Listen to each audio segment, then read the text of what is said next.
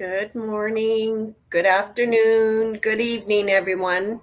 My name is Barbara Catt. I'm the chair of the International Federation of Infection Control, and I am pleased to introduce Professor Elaine Cloutman-Green, who is a clinical scientist consultant in infection prevention and control and lead healthcare scientist at a world-renowned pediatric hospital.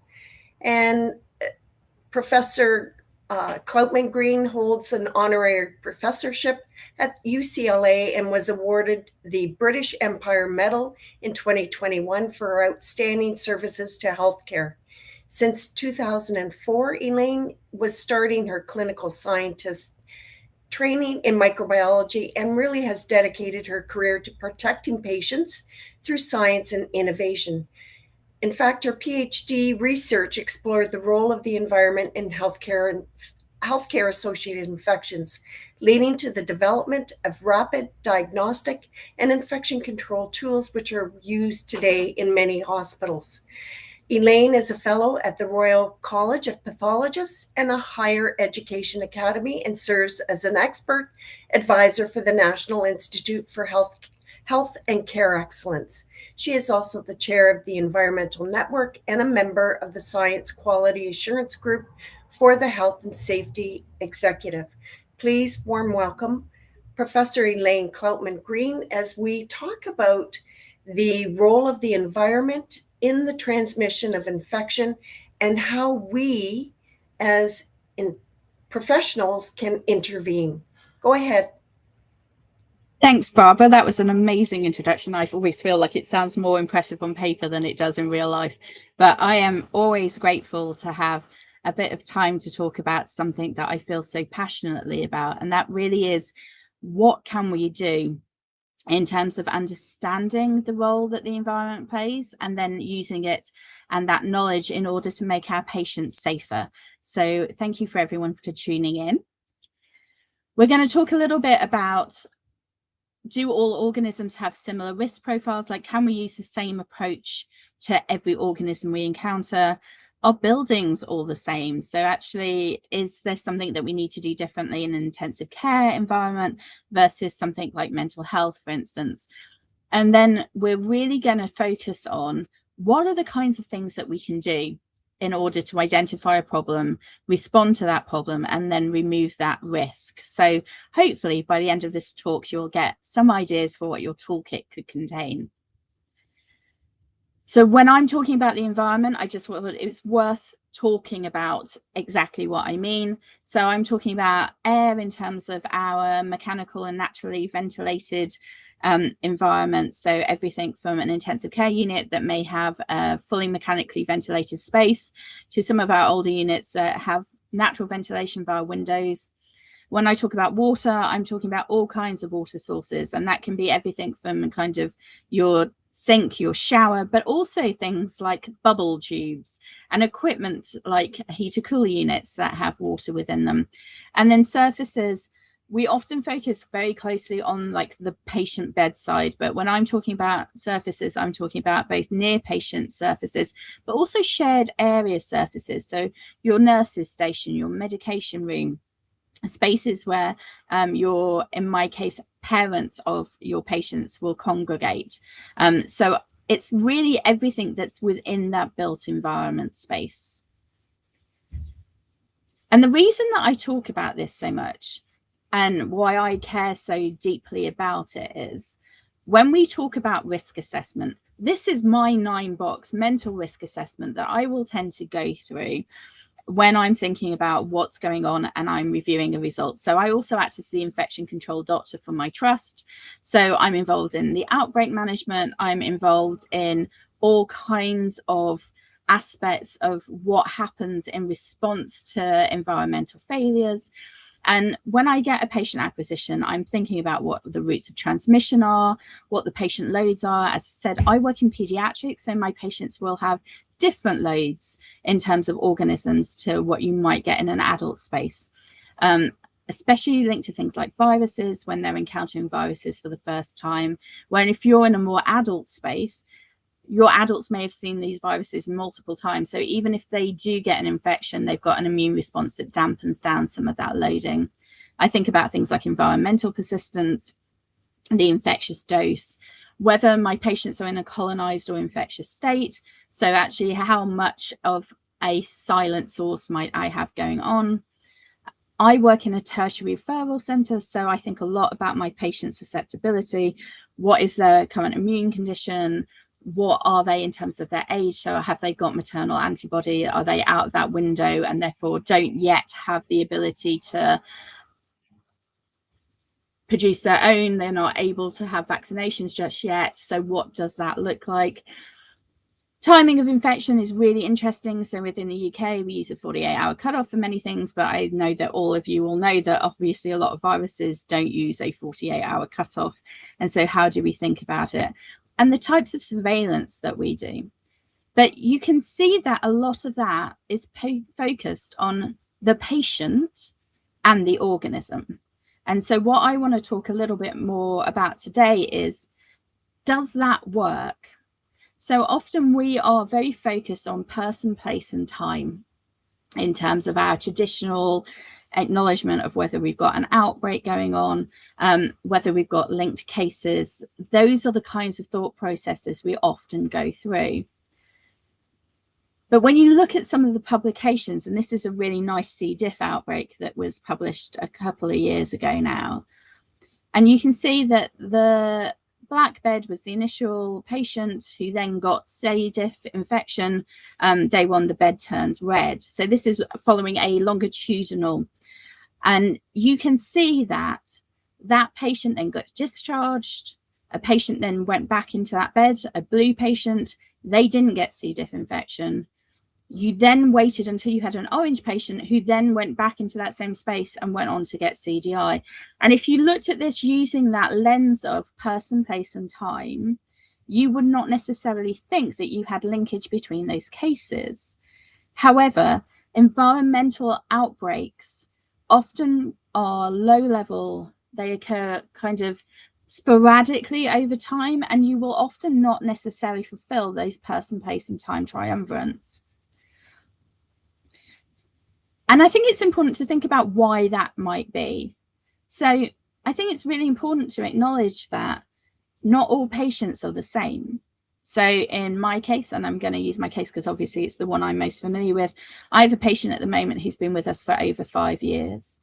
They're learning to walk, crawl, interact with their environment all the time. You know, their bedroom is their home. If you compare that to someone like an adult intensive care unit patient who may lie prone, sedated, isn't necessarily going to be within that environment interacting with it in the same way, but at the same point will have loads of breaches of skin and other integrity, will be on ventilators, they'll have different kinds of exposures. And so we need to understand what it is about the patient population that means that that might look different. So in my case, I might have had a 6-month-old that went into that bed space. The next child that went into that bed space could also be 6 months old, could acquire C. diff, but less likely to have an infection. Then you put in an 18-year-old into that same bed space, would present differently. And that can happen for all kinds of scenarios. Another factor is the fact that all organisms are not the same. So we understand this clinically, but sometimes I don't think it always lands in terms of environmental risk. So we had an outbreak just before actually I started here linked to ventilation, and it was linked to an MRSA. And we showed that that MRSA survived in our ventilation system for over a year and continued to be an issue. Adenovirus, my particular favorite virus, I'm afraid we're going to talk about that a bit, can survive on surfaces for over 3 months. And then you'll have other RNA viruses that survive much less. And so we have to think about how those organisms behave in the space as well as within the patient. And then we've got things like the built environment themselves may vary. So as I said, I will have patients who are with me for years. They end up bringing toys. Those things make spaces very difficult to access and clean, but also they're in like really intense physical contact with a lot of these things. In a mental health unit, you're likely to have much more soft furnishings. You're likely to have things that may or may not withstand cleaning so well. And then in an ITU environment, you'll have a lot of other pieces of equipment that may be filled with fluids, may have water, may aerosolize, may need humidification, all of which means that the environments vary. And they don't just vary in what equipment's in them, but they will also vary in things like the number of air changes in a space, the way they control temperature, things that may not be so visible if you just walk in. So I would like us to really think about, instead of the combination of patient and organism, I really think we need to start thinking about patient, organism, and environment as part of how we look at those risk assessments and how we think about our ongoing environmental need. And so for the rest of the session, I just kind of want to think about, how do we identify that we even have a problem going on, especially if it's this low level sporadic case that might be quite hard to see. How do we understand what that problem is? And then how does we use that understanding in order to solve it? And for this one, context really does matter. So are you trying to understand a problem because you have an outbreak going on? Are you trying to understand a problem because actually you are in a routine environment where there's high levels of risk that you need to contain that is present most of the time? So things like, for me, in my bone marrow transplant unit, adeno risk is really significant. You can have things like Pseudomonas and other waterborne risks in your intensive care units. So what are you trying to do? Is your context that you've got a short-term surgical unit versus a long-term stay? Because not only is your ability to identify you've got a problem going to be impacted by that, because if someone comes in for 3 days and then goes home, you may not realize that you've given them a colonization event, but also the needs of the patient are going to change what that built environment looks like and the risk. Same with acute versus community care. So I think it's probably no surprise to many people that within the UK, the NHS is very much looking at shifting a lot of acute care into the community. But community spaces are different. If you've got a GP unit, you are going to have different cleaning resources. You're going to have different things within that space. You're going to have different exposure times that you're looking at. And the other thing is high risk versus low risk settings. So I said, obviously, outbreak versus routine, but you've also got things like, what is your endemicity? So what is your prevalence? Are you in a space where you already have a load of CPEs going around, or are your CPEs very low numbers? Are you looking at a system where Candida auris is already a challenge versus not? And that will impact what your choices are. And the other thing I think is probably worth noting here, although we're not going to go into it so much later on, is that I tend to think about our toolkits as falling into source control, exposure control, engineering, behavior controls when we're thinking about the environment. But it's also worth thinking about who is at the center that we are trying to protect. And sometimes that will be the patient, most of the time.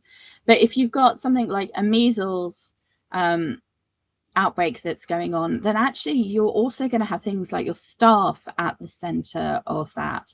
So what do we need to do in order to protect them from measles? Like, actually, what do we need to do in terms of our ventilation? What do we need to do for PPE? So it's just worth having that in the back of your mind. And so a lot of this is about, how do you put together all of those different 4 aspects into pieces of a toolkit that work for you, your risks, and your setting? And your risks are unlikely to be identical to my risks. My risks are cumulative. They're from patients really interacting with their environment, but they're also from the fact that I've got parents here who will stay with their children long term. They'll also be visited by siblings who may go to other spaces in the hospital. So that environmental roots into what would otherwise be considered a controlled space are more prevalent. yours are likely to be different. And it's really just, I think, actively acknowledging that we will need to personalize our toolkit based on what's going on with those organisms, that built environment, and the patient in order to get the best possible outcome. And these aspects all speak to each other. So you can't just do one component of it. All of them need to be considered as a holistic approach to how we undertake environmental infection control. Because if you have a breakdown in one, then it does change what you'll need to be able to do with the others. So we're going to start with a bit on source controls. So obviously source control is, a lot of people think of it about being linked to cleaning. And we're going to talk about cleaning, don't worry, I'm not going to not do that. But it is a little bit more complicated than that. So I think when we think about our source control toolkit, we really need to think about actually how important is it to identify the source? And if it is important, how are we going to do it?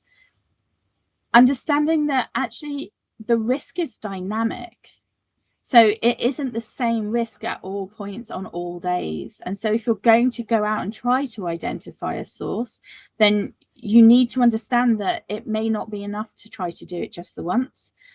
And you need to think about your short-term removal strategy, but you also need to think about your longer term strategies. So if you have something that keeps happening, how do you change your approaches so that you have that longer term control in those higher risk environments? So I am not saying that this is the best paper in the world, but it is a paper that I undertook with one of my PhD students, looking at how we undertake microbial sampling within healthcare environments focused on surfaces. And the reason I bring it up is not because I say that it's the best of anything, but I think it really makes you think about the importance of planning ahead. So I undertake a lot of microbial screening for very different reasons within my trust. And one of the things that is really important is you have to understand and know how you're going to do it in order to be able to make sure that you're doing it in a meaningful way.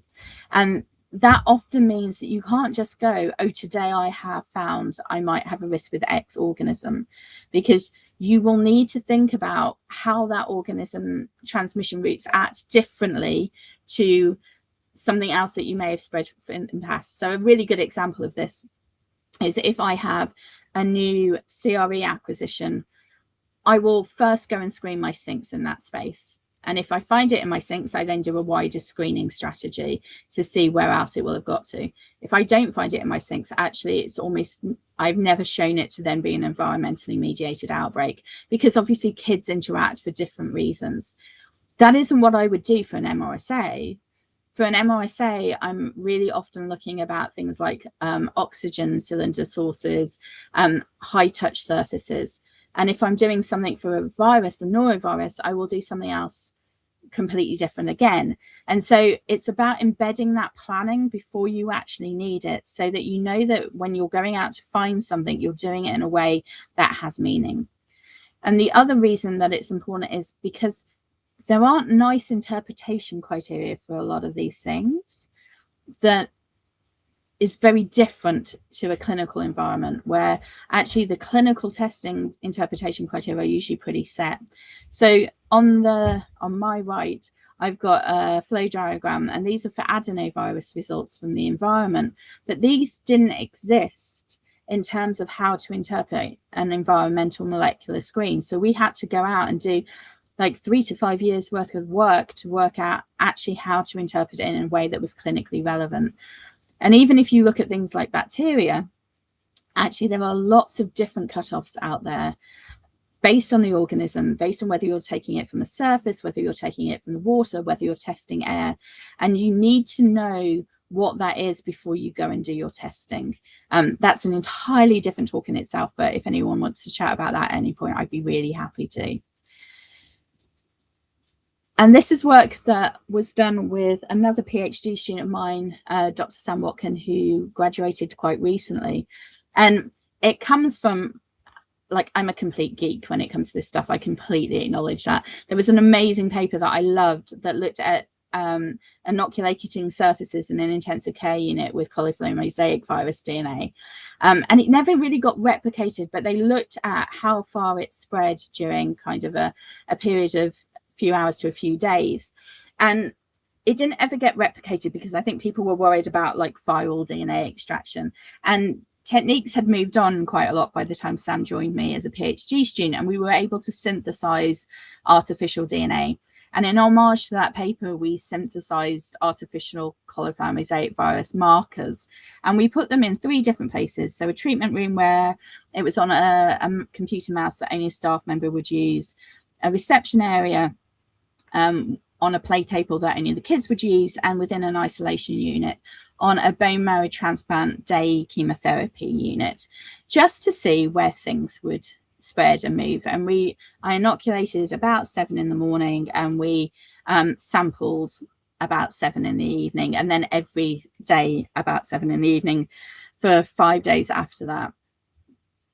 And what it showed us was that it's very, very dynamic. Things change day by day.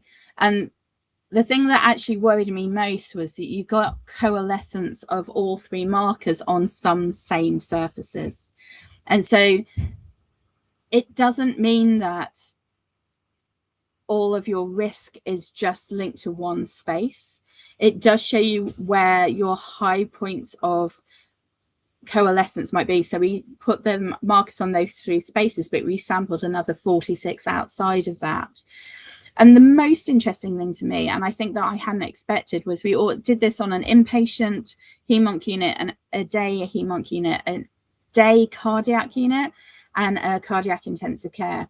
And all 4 of those spaces had different results.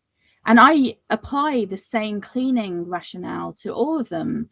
And it really kind of, in hindsight, I should have known, because like the built environment spaces are completely different. The patient populations are different. But we don't really tailor our understanding and our cleaning and our interventions based on the fact that those routes are not the same. And so it was a real insight to me that actually we probably need to be undertaking this pre-work so that when we have an issue, we actually know how to launch an intervention. And even if you put all of that complication to one side, I think even picking your right cleaning agent can be complex, and it's not going to be the same for all of those different built environments that we've talked about. So within our trust, we use a chlorine-based cleaning agent, and that's because actually I'm really worried about things like norovirus, other fecal viruses, and the fact that I know that I have this increased risk due to this higher level of contact with my built environment space, and the cumulative risk because patients are in those spaces for a prolonged period of time. Other centres are going to use things like a quoc. They're not going to necessarily be worried about the same types of risk as I am. And so there are different cleaning agents that you're going to choose based on your built environment in terms of some of that removal. And one size isn't going to be appropriate for everything. So within the UK at the moment, there's a real push to switch to paracetic acid in order to deal with C. diff. But C. diff within kids is not so much of an issue for me, and it doesn't degrade DNA.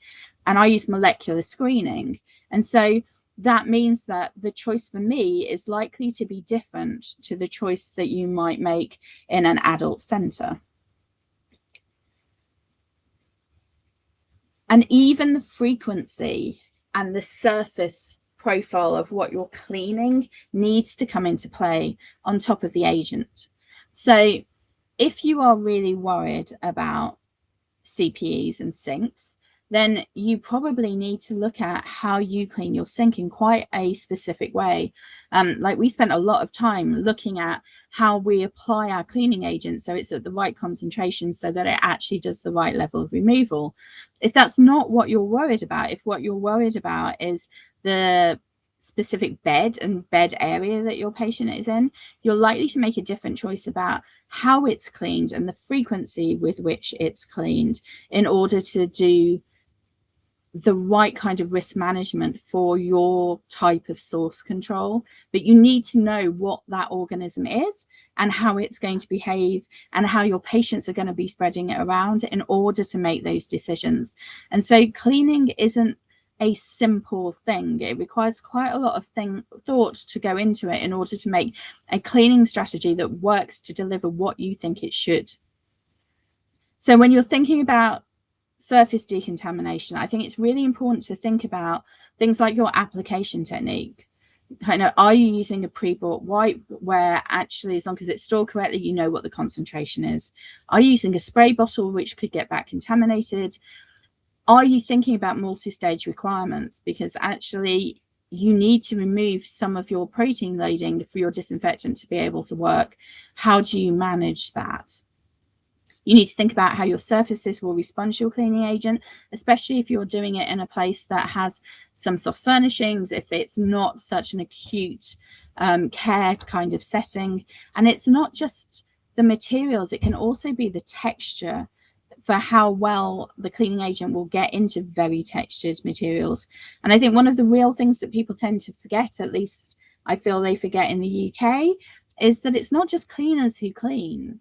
We have nurses and other staff that need to be cleaning, but we often don't train them to the level that enables them to achieve what needs to happen. So now we're going to move on to exposure control. So that's once you've got a source there, how do you manage the exposure to that source? And we know that this is an issue from things like prior room occupation data, but we also know, and you probably can't see this, but each of those lines is a different organism, that risk varies by organism. So your VREs behave differently in terms of your risk profiles to your MRSAs. And placement matters. So this is data from a while ago from that PhD that we were talking about. And you don't really need to know all about it, but what it is sampling that was taking place at low, medium, high, and for high, I'm saying like over 5'6" because you can't see me, but I'm quite short. So it was as high as I could reach, and air samples. And even though you get variance by season and time, which you wouldn't necessarily expect because of the fact that this was all a mechanically ventilated ITU space, but you did get variance. But there are some bed spaces that are always more contaminated than others. And so there will be spaces, and there were papers from like 20 odd years ago where there was a space where a patient that went in there, they were always the patient that got a Pseudomonas aeruginosa, for instance. And so understanding how your placement risk impacts your patients is really important. Like some places will have better mixing in terms of their ventilation than others. And some of this is linked to the fact that actually, do you want to put your most critically ill patients in bed spaces that are less good in terms of their ventilation than others? And so it's important to see that actually these risks do change and fluctuate over time. And this wasn't due to looking for something for an outbreak, but actually how we put patients in our spaces also matters. This is one of our wards, and it's just to show you that all of these rooms look pretty much the same. But if you are a clinical member of staff putting patients into these rooms, they are actually very different in terms of the way that their ventilation works. And in terms of exposure from a patient, but also to a patient, knowing where you should put certain patients and which room types are the most suitable is something that I think is under discussed in terms of how we work in infection control. And so knowing that we should be putting a patient with respiratory symptoms in the best room with the best air changes for that, for both the protection of our staff, but also to limit onward transmission, requires our clinical teams to actually understand how our spaces are designed and worked. And I think when new places open, that often is fairly straightforward, but over time, people relabel these rooms. They'll call them something different. I have treatment rooms which people have rebranded as playrooms. Well, that treatment room had 10 air changes an hour. A playroom doesn't. And so actually, are we using the best use of our space in order to actually protect our patients? So I love a bit of molecular. And I think that probably came over in the intro from Barbara. But one of the things also that I think we don't think about is surface loading. So you can see the graph of these are log changes of CT values. And the reason I'm showing this is if you have a patient in a space who has norovirus and vomits 100 million copies or whatever, or has a CT of 24, the best clean in the world is only going to take you 9 CTs towards negative, right? So you may move from a green to an orange, but you're not going to move from a blue to a purple, or I call it purple, the pink on the very far right hand side. And that's not a failure of the person who's doing your cleaning. That's the realism of chemistry and how this stuff works. And so we often think that you can go in and control a source just by doing a single clean, when in reality, if you have enough surface loading going on, and this is especially an issue for viruses, you're never removing it with a single clean. And so we now have a procedure that if we have a surface CT when we do our screening of kind of lower than 34, we're going to go back in and clean it twice in order to make sure that it's worth screening again before we put a patient back in. And it's also worth thinking about what this means for your patient. So if you have a patient who's got a really high load of something, then what we try to do, and we don't always get there, is that we try to rotate them out of rooms so those rooms can get deep cleaned, so that actually you're not building up your loading to such a high level that you're not going to manage to control it with cleaning, and then it will get tracked out of that room. And so being aware of your reservoirs is really important. And your reservoir may be your patient, but it also may be the siblings that are coming in to visit your patient. And at some times you may choose to say that that isn't something you want to do. In pediatrics, you're always getting people donating sensory equipment and other things that actually could be a source that is unrecognized. And we are trying to make spaces that are much more accessible to patients and families. And, you know, people are often trying to do things, put things like beanbags in that are just never going to be cleanable. But in the right space, in the right context, that may be okay. They're just not going to be okay if you've probably got an acute care setting where your environmental risk is really high. And I don't necessarily, I hate the words water free. They don't work for me. But I think water safe in terms of thinking about where you position things like sinks, where you position them in terms of things like hand towels in order to dry your hands afterwards, in terms of patient heads, all of that positioning is really important to think about. So if you have cases, actually your source control may be that you need to think about how that built environment works, not just about cleaning and removal in a different way. So I think for source control, it's very much about thinking about which spaces are fit for purpose. Like, do you have the right ventilation? Do you have the right placement? Is it cleanable? Where are you putting your patients within that placement? So if you have a patient that is highly immunosuppressed, then maybe don't be putting them in the room where you only have 4 air changes if you have a better space available for them. Thinking about your building utilization. So actually, how are we using the right rooms for the right things, rather than the rooms that might be most convenient? And how are we communicating that in terms of environmental awareness to our clinical teams, so that everyone knows the best place to be putting people and what's going on, so that if you do have to make choices, if you've got a sink that is contaminated that you can't manage, actually, how do you make sure that nobody's going up and filling a whatever from it? Okay, so now we're going to hit engineering controls. And my first plea for engineering controls is everyone seems to see water, surfaces, and ventilation as separate entities. And the truth is, in a good built environment, they are all there to work together to help you mitigate risk. And so when people are like, oh, about this sink, actually, if you have it in a space that is properly ventilated with the right number of air changes and is positioned appropriately, your risk will be different to if you're putting it in somewhere that has 1.4 air changes and all of those droplets are going to fly everywhere. So just bear that in mind, even though we tend to talk about them as separate entities. And for this one, in terms of engineering, I just want to talk about how much some of this stuff is not fancy. So this is about, a lot of the examples I've used are for C. diff just because I thought they're probably the things that a lot of people think about.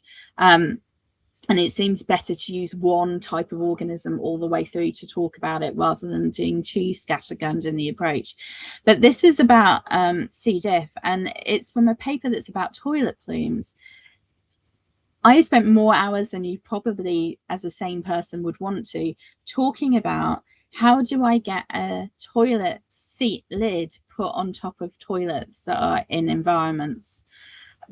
And that's not that that completely avoids toilet plumes. There's a lot of stuff about vacuum flushing and stuff, but it's a real balancing act between accessibility and actually being able to control infection risk. And that the balance of what's right for that will change in different settings. But we need to be talking about how do we overcome some of these challenges using design, and not necessarily fancy design or expensive design, but actually how do we approach it. And some of this stuff, when it goes wrong, right, it's easy to see. Like some of it, you can tell that the air has gone wrong in a PPVL room because of the fact that the gauge is wrong. And if you get people to read your gauges every day and to keep a monitor of them, you can tell that's not working. Sometimes you turn up and someone's removed a ceiling tile and they haven't put it back in. And we have a fairly old buildings in some of my trusts, and floods happen, right? Because the pipe work is old. And the environmental risk from seeing things is almost easier than the risks that happen all the time, because it's very easy to get someone to pay attention to that because it's something they can see with their own eyes. The bigger challenges are the things that are invisible, that are present in our built environment all the time. So this is a really recent Garvey paper where they just did some air sampling around their sinks to show that within that 2 meter splash zone, you get droplet contamination. We all know that, but people associate sinks as being clean. And so trying to get people to position sinks when you're designing a new ward or thinking about what they put around them can be really challenging, because people don't associate them with risk. They associate them with risk removal because of hand washing. And so it's how we have those conversations with people. And sometimes design interventions are great, and sometimes they are challenging. So many of you will know about the heater cooler unit issues with Mycobacteria chimeriae that happened originally in Zurich, but have been detected all over the world since. Like, these are things that can easily be designed out, and those units are being designed out and fixed. But they did cause a substantial unrecognized risk within spaces. Now, interestingly, things like the heater cooler units, if your theatre ventilation was working properly, if it was designed properly, if they were positioned properly, actually your risk was mostly contained, but it required all of those other things to work. Same with PPVL rooms. So positive pressure ventilated lobby rooms, we have a lot of them. And the reason we have a lot of them is because a lot of our patients have both infections on board that I don't want them spreading, but also they're immunocompromised and going through other things, which means I don't want to expose them to the outside world. And there was a paper in 2020 that talks about how useful they are, but also the fact that they are complex pieces of engineering. So unless you then put in the monitoring arrangements to make sure they do what you think they're doing, they can actually increase your risk. And so these things don't happen on their own. They require monitoring, and other processes are in place. And so I think one of the big things about engineering control, especially in forms of environmental risk, is knowing that it's not a one-stop shop. You don't just bring them in and they continue to work nicely on their own. You need to know that they're working as you think they should do when you commission them. You need to do audits, so you need to have people to check those gauges every day. You need to have people who will then go in and check that everything is working as it should do. They need the appropriate maintenance. You need to know how to escalate if something's going wrong and someone reads that dial before they walk into a room and it isn't going right. And then you have to verify. So we spend a lot of time verifying our rooms every year to make sure that not only do they do what we thought they did when we asked for them, but they continue to do that, so that you're not suddenly having a PPVR room that becomes positive pressure and blows your measles all over your corridor. And the final component, I think, is behavioral controls. And this one is actually probably in many ways the most complex. And I think it's because we tend to think of the way that the built environment works and risk as the risk of the built environment from patients to us, or from itself to us in terms of things coming in from our water systems. Whereas the reality is we are influencing our built environment all the time. It's a really bi-directional spread. So we influence the organisms that are on there. We influence what they look like in terms of their antimicrobial resistance. If we put things like antimicrobials down the sink, even to the point that I published a paper with another PhD student called Helen, who was great and did a lot of work looking at, we had 2 wards that opened. One was an ENT ward and one was a respiratory ward. And she looked at sink colonization throughout like the first 6 months that those wards opened. And the ENT ward was colonized with very different organisms than the respiratory ward. And that wasn't because the water coming in was at risk or anything like that. It was because the respiratory ward, obviously, they do a lot of aerosol generating procedures. They're there for longer. And that changed the built environment microbiome, like the organisms that lived in that environment. And we generally don't think of that when we move one ward to another. Like, we often just think of the physical space, but we don't think of the fact that every ward will have its own biological footprint. And that may be a greater risk if you're moving some more susceptible patients in there than you originally would have had. And because all of this stuff is invisible, because you can walk into a room and it can look the same as the room next door, despite the fact that it will have a completely different air change function, that it will behave very differently in how it controls risk, it can be really hard to get people to change their behavior in those spaces because we just don't have those visual cues. And an example of this, again, from right back when I started, was this is just every 5 minutes, every half an hour for 5 minutes, we would just draw in that same unit where we looked at the contamination levels over time and height, how much people were moving around. And so this is just an 8-hour snapshot that was taken every half an hour. And you can just see how much movement occurs in a space. And so is it surprising that we get organism movement at the same point, that we are carrying things around? And so sometimes to really be able to control that transfer, you really have to think about, how do we design spaces and how do we get people to use spaces in a way that minimizes risk? And it doesn't always go right. So we had a Klebsiella issue linked to a sink. In order to control that Klebsiella, we decided to clean it every 2 hours. And what happened was we basically broke down the sealant on that sink and released a whole load of Klebsiella. It was beautiful Klebsiella. I love Klebsiella as a species. It was so mucoid and it just flourished under that environment. And actually what we needed to do was just remove the sink. But sometimes you can respond to a risk with the best of intentions in terms of things like cleaning frequency, cleaning agent. And actually, if you don't think it through, you can actually make it worse.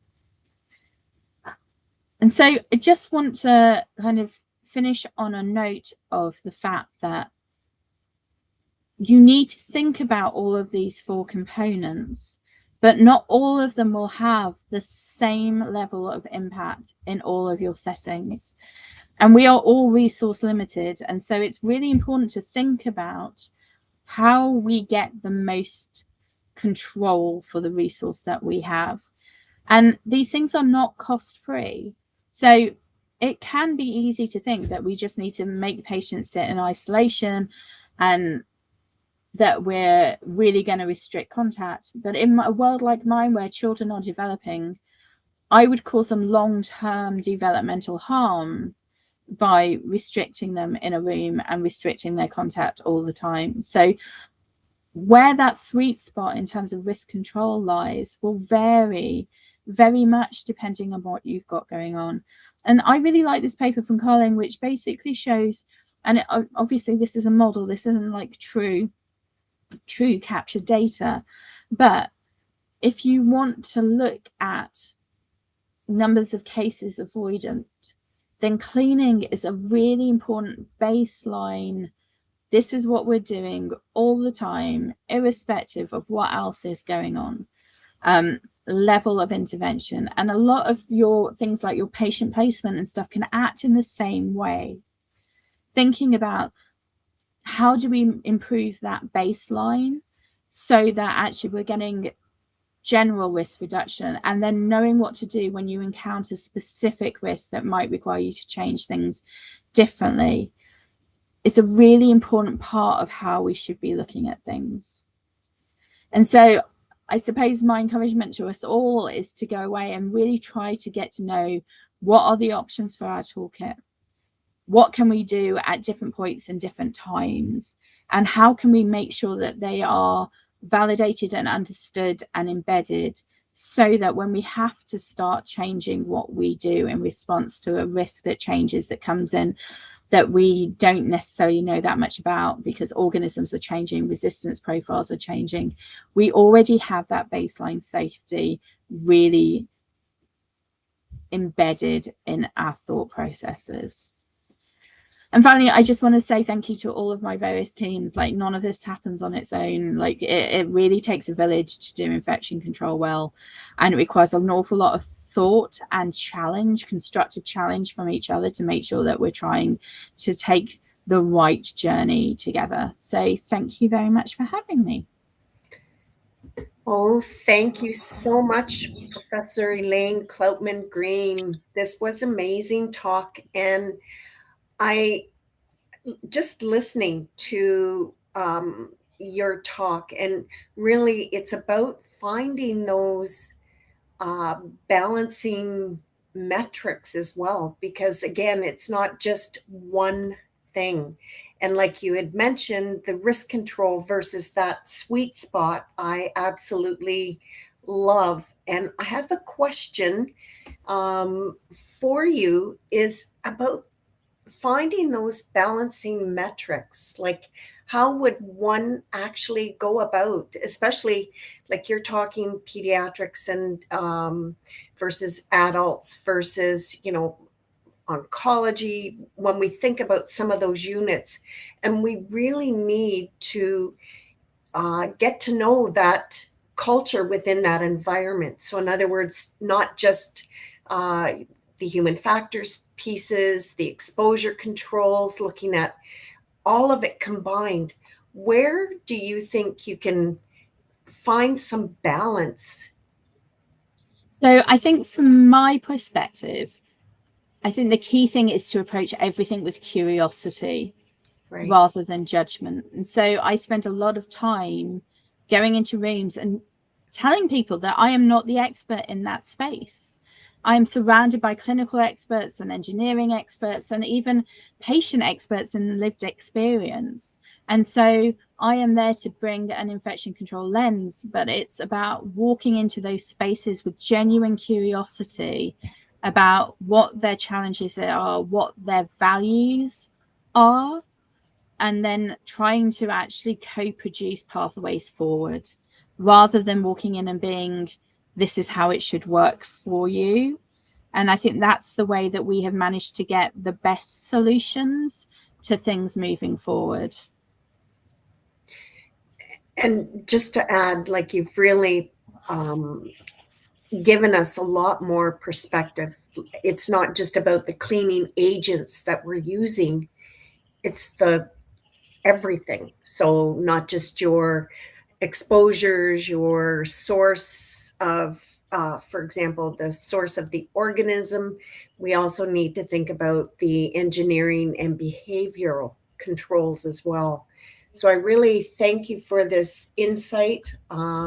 Really appreciate this dialogue, and I'll look forward to seeing further research in this area because I'm sure there's more yet to come. Oh yeah, there's always more papers. It's just finding the Right? time to write them, isn't it? Yeah, yeah, for sure. So on behalf of the International Federation of Infection Control, I really appreciate everyone joining us. And this is part of the 2026 IPC Masterclass series. And looking forward to upcoming teleclass series hosted by our International Federation of Infection Control. We look at national and local IPC improvement steps, what it takes to be success, and what the role in preventing infections across our borders. In September, we're also looking at understanding the role of infection prevention and control in the planetary health landscape. And then finally, in October, we see leveraging AI to transform infection prevention and control and looking at the evidence. And lastly, we do have non-IFIC, the July 9th, Mycobacterium tuberculosis transmission in healthcare. And then looking at the second part of long-term care homes, are they prepared for the next pandemic and getting ready? And finally, we do want to thank our patron sponsors, Diversity Virox, and for hosting the teleclass education series. And then I'm putting a final plug in with the joint conference up and coming October 8th and 9th, or 8th, 9th, and 10th. And this is going to be with the Romanian Society. So please join us if you can. That will be in-person conference. And at this time, I'd like to thank everyone and thank you for your attendance, and I'll sign off.